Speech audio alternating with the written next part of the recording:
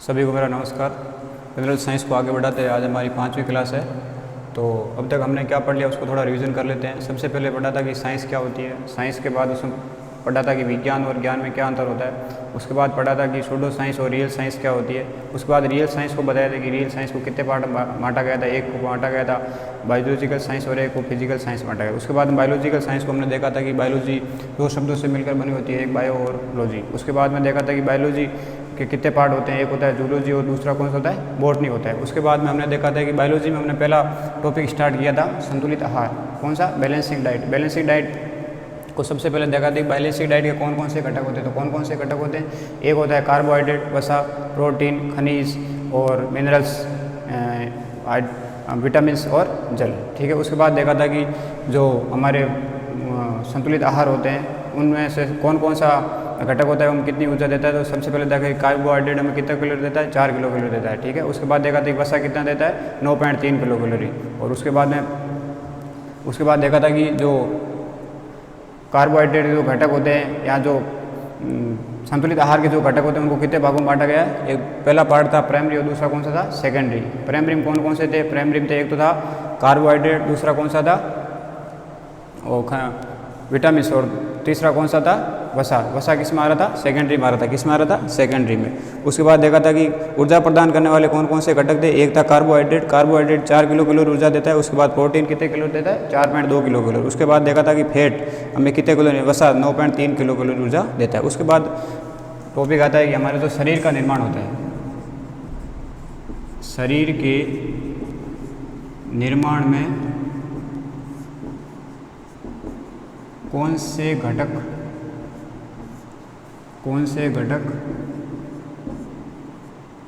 उपस्थित होते हैं।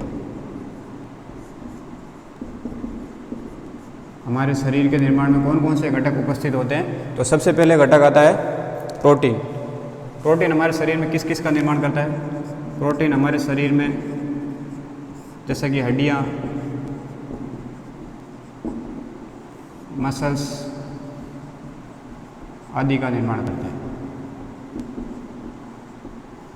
अब देखो शरीर के निर्माण में कौन कौन से घटक उपस्थित हो। पहला कौन सा है, प्रोटीन। कौन सा है, प्रोटीन। देखो प्रोटीन का क्या काम होता है, हमारे शरीर में जो मसल्स वगैरह होता है, एंजाइम होता है, जैसे कि बाल होता है, नाखून होता है, उसका निर्माण कौन करता है, प्रोटीन करता है। उसके बाद आता है मिनरल्स। क्या आता है, मिनरल्स यानी खनिज।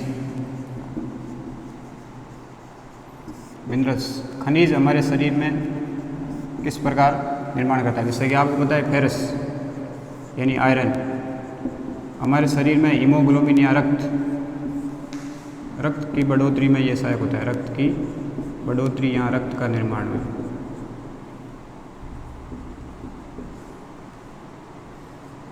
अब देखो पहला कौन सा है, प्रोटीन, जो हमारे हड्डियाँ हैं, मसल्स, बाल वगैरह, नाखून वगैरह, उसके निर्माण में किसका सहायक होता है या कौन सहायक होता है, प्रोटीन होता है। उसके बाद आता है मिनरल्स या खनिज। खनिज हमारे शरीर में सबसे पहले आता है फेरस। क्या आता है, फेरस आयरन। आयरन हमारे रक्त में बढ़ोतरी या जो खून में वृद्धि करता है वो कौन सा खनिज होता है, फेरस होता है। उसके बाद में आता है कौन सा खनिज आता है, उसके बाद में फेरस। फेरस के बाद आता है कैल्शियम। क्या आता है, कैल्शियम।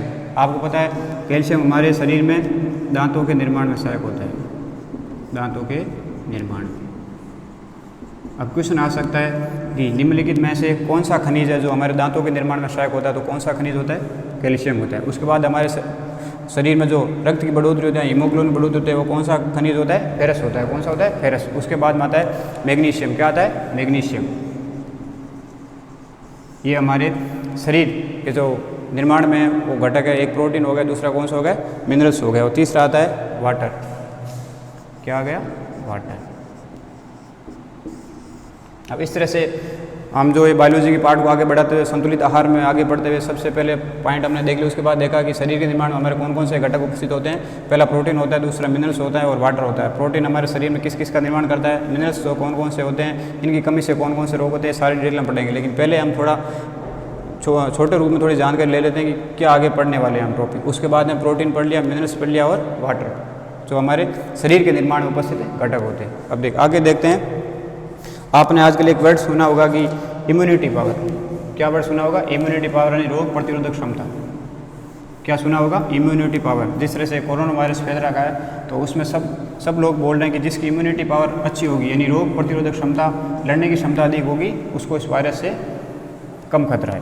तो अब देखते हैं कि वो कौन कौन से घटक है जो हमारे शरीर में इम्यूनिटी पावर को बढ़ाते हैं। तो देखो अगला टॉपिक अपन देख लेते हैं, रोग प्रतिरोधक। देखो ये टॉपिक इसलिए ले रहा हूँ कि वर्तमान में इस टॉपिक पर क्वेश्चन पूछ सकते हैं कि निम्न में से कौन सा घटक जो रोग प्रतिरोधक क्षमता को बढ़ाता है, रोग प्रतिरोधक क्षमता को बढ़ाने वाले कारक। टू द पॉइंट चलेंगे ताकि कोई भी क्वेश्चन एग्जाम आए तो अपन इजी वे में हल कर सकें। देखो रोग प्रतिरोधक क्षमता को बढ़ाने वाले कारक या इम्यूनिटी पावर को बढ़ाने वाले कारक कौन कौन से हैं। एक तो आता है विटामिन। कौन सा आता है, विटामिन। अब देखो सब लोग जैसे ये कोरोना आया था सब ने बोला कि विटामिन यानी आप लोग सबसे ज़्यादा क्या खाओ, संतरा खाओ या अनाज वगैरह घर का भोजन करो ताकि इससे हमारे शरीर में क्या बढ़ सके, इम्यूनिटी पावर बढ़ सके। तो सबसे पहला घटक कौन सा है कि हमारे शरीर में इम्यूनिटी बढ़ाएगा यानी रोग प्रतिरोधक क्षमता बढ़ाएगा, तो वो होता है विटामिन। कौन सा होता है, विटामिन। उसके बाद आप लोग समझ गए कौन सा घटक आएगा, मिनरल्स आएगा। कौन सा आएगा, मिनरल्स। ये आता है मिनरल्स या खनिज। अब आपने एक नाम सुना होगा कि फेरस, मैंने अभी पीछे पढ़ा है। तो फेरस की कमी या लोहे की कमी से हमारे शरीर में एक रोग हो जाता है, वो होता है एनीमिया। एनीमिया का अर्थ क्या होता है, एनीमिया का अर्थ होता है कि हमारे शरीर में रक्त की कमी हो जाती है। किसकी कमी हो जाती है, रक्त की कमी से होने वाला रोग कौन सा होता है, एनीमिया होता है। अब देखो मैंने पढ़ा है कि हमारे शरीर में लोहा क्या करता है कि खून की मात्रा बढ़ाता है। कभी कभी हमारे शरीर में खून की कमी हो जाती है, उस कमी से कौन सा रोग हो जाता है, एनीमिया। तो यहाँ पर एक क्वेश्चन क्लियर होता है कि खून की कमी से या लोहा की कमी से कौन सा रोग हो जाता है, एनीमिया, रक्त की कमी से होता है। अब देखो रोग प्रतिरोधक क्षमता एक बढ़ाएगा विटामिन, दूसरा बढ़ाएगा कौन सा, मिनरल्स। अब तीसरा कौन सा भाग आएगा, तीसरा आएगा वाटर। क्या आएगा, वाटर। आपने कभी गर्मियों में सुना होगा कि कुछ लोगों को एकदम चक्कर आने लग जाते हैं तो उसको बोलते हैं डिहाइड्रेशन। क्या बोलते हैं, डिहाइड्रेशन। अब देखो ये मैं जो वर्ड दिख रहा हूँ तो ऐसे कुछ क्वेश्चन पूछा जाता था कि निम्नलिखित में से किसी कमी से डिहाइड्रेशन होता है। निम्नलिखित में से किसी कमी से डिहाइड्रेशन होता है। तो किसी कमी से होता है, जल की कमी से हो जाता है। किसी कमी से हो जाता है, जल की कमी से हो जाता है। उसके बाद में चौथा पॉइंट आता है कि प्रोटीन। क्या आता है, प्रोटीन। अब देखो क्या आ जाता है, प्रोटीन। अब आपने नाम सुना होगा कि कभी कभी लोगों में क्या आ जाती है, कमी आ जाती है। किसकी कमी आ जाती है, प्रोटीन की। प्रोटीन की कमी से दो रोग हो जाते हैं, एक क्वाशियोकोर। देखो क्वाशियोकोर रोग क्या होता है कि जो अपने ग्रामीण इलाकों में या जो गरीब लोग होते हैं उनके बच्चे होते हैं, उनके शरीर में प्रोटीन की कमी हो जाती है तो उसमें कुपोषण का खतरा रहता है। उसके बाद दूसरी आती है मेरास्मस। मेरास्मस। अब देखो इनको हम आगे डिटेल में पढ़ेंगे, लेकिन पहले थोड़ी छोटी जानकारी ले लेते हैं कि भाई देखो रोग प्रतिरोध क्षमता को बढ़ाने वाले कारक कौन कौन से हैं। पहला कारक आ गया विटामिन, दूसरा आ गया मिनरल्स खनिज, तीसरा आ गया वाटर, चौथा कौन सा आ गया, प्रोटीन। अब देखो यहाँ पर मिनरल्स या खनिज फेरस की कमी से कौन सा रोग हो जाता है, एनीमिया हो जाता है। उसके बाद में वाटर, जल की कमी से डिहाइड्रेशन हो जाता है। डिहाइड्रेशन सबसे ज़्यादा खतरा कब रहता है, गर्मियों में, जब शरीर में जल की मात्रा प्राप्त नहीं होने के कारण हमारे शरीर में एकदम चक्कर आने लग जाता है, उसको डिहाइड्रेशन बोलते हैं। उसके बाद में आता है प्रोटीन की कमी से एक क्वाशियोकोर हो जाता है और मेरास्मस रोग हो जाता है। तो क्वेश्चन कैसे पूछा जा सकता है कि प्रोटीन की कमी से निम्नलिखित में से कौन से रोग हो जाते हैं, तो क्वाशियोकोर और मेरास्मस। क्या, क्वाशियोकोर और मेरास्मस। अब देखो यहाँ तक हमने पढ़ लिया, क्या पढ़ लिया कि संतुलित आहार के बारे में डिटेल में पढ़ लिया। तो हमने पहले पढ़ा था कि संतुलित आहार के घटक कौन कौन से थे। तो सभी लोग बोले संतुलित आहार के घटक कौन कौन से थे। पहला था सर कार्बोहाइड्रेट, उसके बाद था वसा, प्रोटीन, खनिज, उसके बाद में कौन सा था, विटामिन, उसके बाद था जल। तो सबसे पहले आज पढ़ेंगे कार्बोहाइड्रेट। क्या पढ़ेंगे, कार्बोहाइड्रेट। तब देखो संतुलित आहार को आगे बढ़ाते हुए आज हम पहला टॉपिक पढ़ेंगे कार्बोहाइड्रेट। क्या पढ़ेंगे, कार्बोहाइड्रेट। अब देखो सबसे पहले कोई भी टॉपिक पढ़ रहे हैं या कोई भी बिंदु पढ़ रहे हैं तो सबसे पहले उसका अर्थ पता होना चाहिए। यहाँ ये जो वर्ड बना हुआ है कितने शब्दों से मिलकर बना होता है। जैसे कि यहाँ पर आपको दिख रहा है कि कार्बोहाइड्रेट, एक हो गया कार्बो और प्लस हाइड्रेट। अब देखो कार्बो का अर्थ होता है कार्बन, जिसको हम सी से डिनोट करते हैं, और हाइड्रेट मतलब हो जाता है जल या वाटर। ठीक है, वाटर का सूत्र क्या होता है, H2O, जल।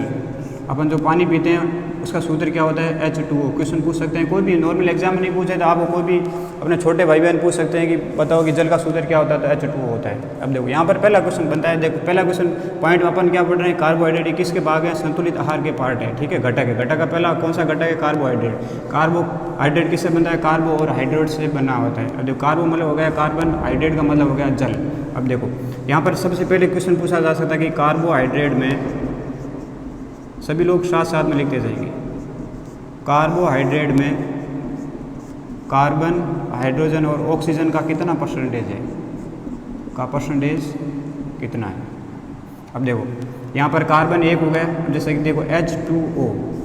अब देखो कार्बन का 1% हो गया, H कितने हैं तो 2, तो 1:2:1 हो गए। अब देखो क्वेश्चन को अपन को टिक कैसे करना है कि कार्बोहाइड्रेट में कार्बन, हाइड्रोजन, ऑक्सीजन का कितना परसेंटेज है, तो कार्बन 1% है, हाइड्रोजन 2% है और ऑक्सीजन 1% है। किस आधार पर अपने सोल्व किया कि कार्बन यहाँ पर 1 है तो 1%, हाइड्रोजन 2 है तो 2% और ऑक्सीजन 1 है तो 1%। कैसे लिखा, तो सर ये जो कार्बोहाइड्रेट है इसमें कार्बन का 1 अणु है और H2 यानी हाइड्रोजन के 2 अणु है और ऑक्सीजन के कितने अणु भाग ले रहे हैं, तो 1 अणु, इसलिए अनुपात क्या बन गया, 1:2:1। क्वेश्चन जैसे कि राजस्थान पुलिस में क्वेश्चन पूछा जा सकता है, पटवार में क्वेश्चन पूछा जा सकता है कि निम्नलिखित में से कार्बोहाइड्रेट में किसका कितना अनुपात है, तो कार्बन का कितना अनुपात, 1 अनुपात, हाइड्रोजन का 2 अनुपात और ऑक्सीजन का 1 अनुपात। सर अनुपात समझ में नहीं आया कैसे लिखा, तो सर देखो सभी लोग देखो कार्बन कितने अणु है तो 1 अणु है, मतलब कार्बन 1 है तो 1, हाइड्रोजन कितने 2 है तो 2 और ऑक्सीजन 1 है तो 1। कोई भी चीज़ जितनी होती है वो विक्रिया में उतनी बार भाग लेती है, तो हाइड्रोजन कितने अणु है तो 2 बार भाग लेगी, ऑक्सीजन के 1 अणु तो 1 बार भाग लेगी और कार्बन के 1 है तो 1 बार भाग लेगी। तो अनुपात कितना प्राप्त हो गया, 1:2:1। कितना अनुपात हो गया प्राप्त, 1:2:1। यहाँ तक सभी को समझ में आ गया, यस सर, ठीक है, 1:2:1। क्वेश्चन पूछा जा सकता है राजस्थान पुलिस वगैरह में कि भाई देखो 1:2:1 किस में भाग लेते हैं, तो कार्बोहाइड्रेट में ये सब लोग भाग लेते हैं। अब देखते हैं, अब यहाँ तक सर हमको समझ में आ गया।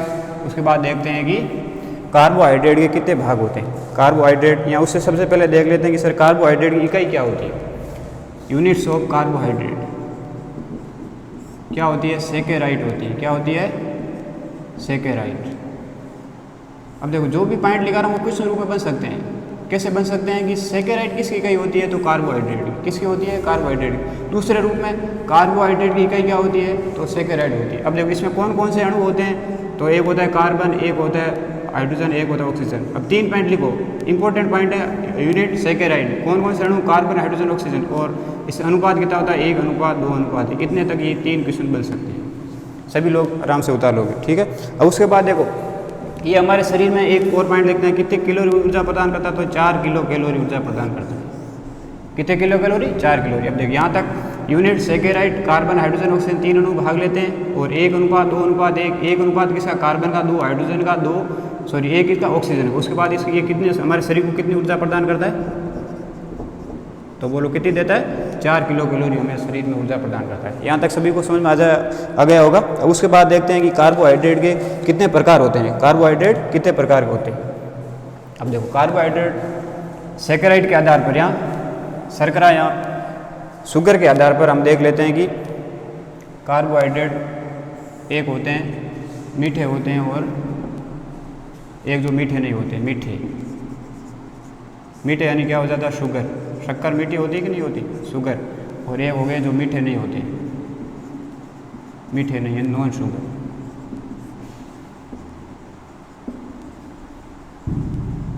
ये किसके पार्ट हैं, कार्बोहाइड्रेट। सबसे पहले देख दिया कार्बोहाइड्रेट 2 शब्दों से मिलकर बना होता है। उसके बाद देख लेते हैं कार्बोहाइड्रेट प्रकार कौन से, एक मीठे होते हैं और दूसरे कौन से होते हैं, जो मीठे नहीं होते, यानी शुगर और नॉन शुगर। नॉन शुगर जो जैसे कि मीठे नहीं होते हैं। उसके बाद देख लेते हैं कि सर जो ये मीठे होते हैं ये कितने प्रकार के होते हैं। जो मीठे होते हैं या शुगर होते हैं वो कितने प्रकार हो जाते हैं, 2 प्रकार के हो जाते हैं।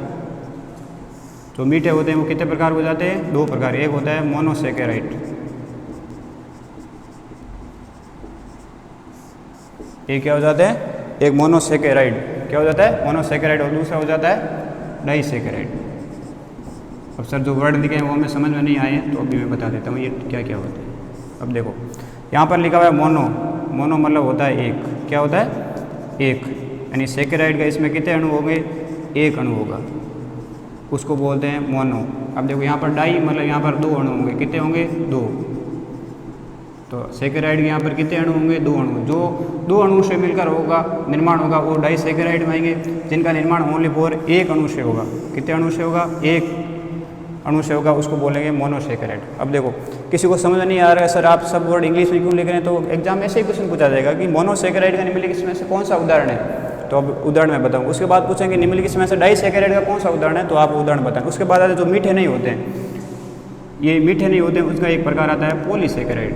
क्या आ जाता है? पॉलीसेकेराइड। अब देखो सर पॉलीसेकेराइड क्या होता है, हमें समझ नहीं आया तो मैं बताता हूँ। पॉलीसेकेराइड क्या होते हैं? वे अणु जो बहुत सारे सेकेराइड से मिलकर बना होता है। बहुत सारे पॉली का अर्थ होता है बहुत सारे, पॉली का अर्थ क्या होता है? बहुत सारे। मोनो का अर्थ एक होता है, डाई का अर्थ 2 होता है, पॉली का अर्थ बहुत सारे सेकेराइड से मिलकर बना होता है, उसको क्या बोलेंगे? पॉलीसेकेराइड। क्या बोलेंगे? पॉलीसेकेराइड। सभी लोग जैसे मैं बोल रहा हूँ वैसे साथ में बोलते जाएंगे ताकि आप साथ साथ में मनन हो जाएगा और याद हो जाएंगे। जो क्लास ले रहे हैं उसी क्लास में ये सारे वर्ड अपने को याद हो जाएंगे। सबसे पहले मीठे कार्बोहाइड्रेट, और जो मीठे नहीं होते उनको बोलते हैं नॉन शुगर, इसको बोलते हैं शुगर। नॉन शुगर में कौन कौन सा आ गया? मोनोसेकेराइड आ गया, दूसरा आ गया डाइसेकेराइड, तो इसमें आ गया पॉलीसेकेराइड। अब देख लेते हैं सर एग्जाम में कैसे क्वेश्चन पूछा जा सकता है। तो देखो इसका एक सबसे पहले एग्जाम्पल आता है। क्या आता है? एग्जाम्पल। अब देखो एग्जाम्पल सर ये साइंस है, तो साइंस में हमें एग्जाम्पल थोड़े हर तरीके से याद होते हैं या याद कम रहते हैं, तो इसका मैं सबसे शॉर्ट तरीका बता देता हूँ। इसका एग्जाम्पल लिखने का होता है GFG।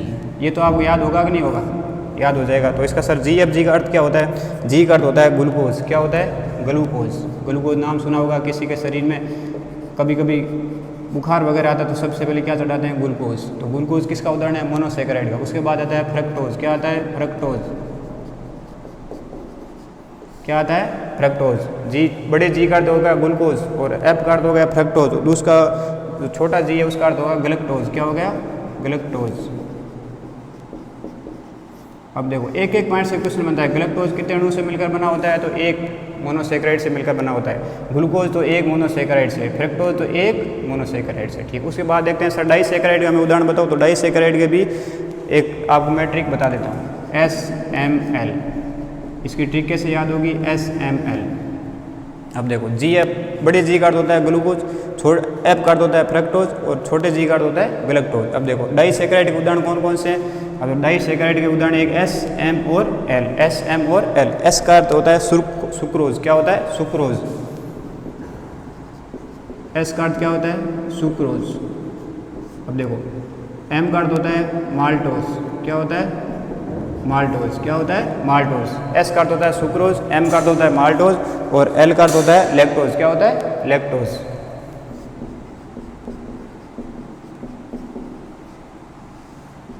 ठीक है। अब देखो सुक्रोज कितने अणु से मिलकर बना होता है?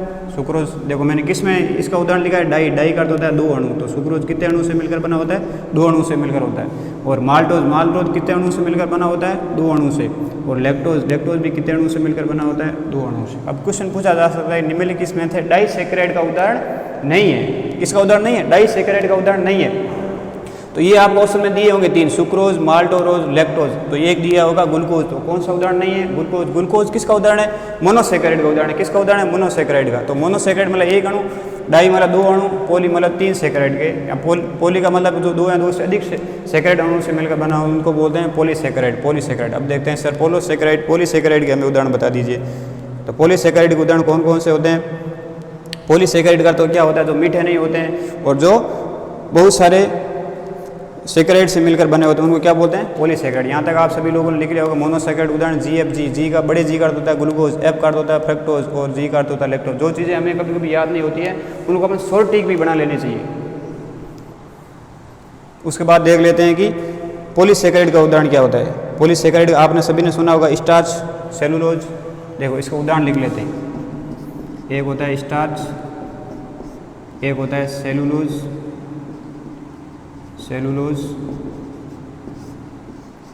एक होता है कवक। ठीक है, स्टार्च, सेलुलोज और कवक। क्या क्या होता है? स्टार्च, सेलुलोज और कवक। ठीक है, उसके बाद आता है एक ग्लाइकोजन। क्या आता है? ग्लाइकोजन। 4 उदाहरण इसके।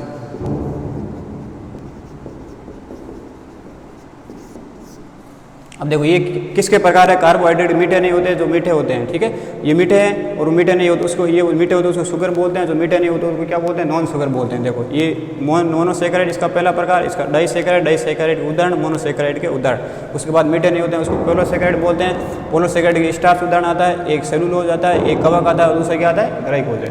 तो इस तरह से ये हमें कार्बोहाइड्रेट पहला टॉपिक पढ़ा, ये किसके पार्ट है, जो हमारा जो संतुलित आहार होते हैं उसके क्या है, घटक, पहला घटक कार्बोहाइड्रेट। तो इस तरह से ये जो हमारे बायोलॉजी का ये पार्ट चल रहे हैं। आज हमारी कौन सी क्लास है, 5वीं क्लास है। इस तरह से मैंने पिछले 4 वीडियो अपलोड कर दिए। तो सारी साइंस या पूरी बेसिक साइंस आपको टू द पॉइंट पढ़नी है। तो ये सबसे पहले यदि आज हमारे आप न्यू व्यूअर है या आज पहला वीडियो देख रहे हैं तो आप पिछली मेरी 4 क्लास आप देख लीजिए ताकि आपको साइंस अच्छे वे में समझ में आ सके। तो सबसे पहले आप कोई भी हमारे वीडियो नहीं मिल रहा है तो आप सबसे पहले इस चैनल को सब्सक्राइब कर लीजिए, ठीक है, या इसके पास में एक बेल आइकन उसको दबा दीजिए ताकि नई वीडियो आपको मिल सके। तो मैं आशा करता हूँ आप सभी लोग स्वस्थ होंगे। तो आज की क्लास अपन यहीं तक रखें, आगे वाली क्लास में अपन कार्बोहाइड्रेट देखेंगे, आगे क्या इसका यूज़ होता है, कहाँ इसका प्रयोग होता है। तो सभी को धन्यवाद, जय हिंद।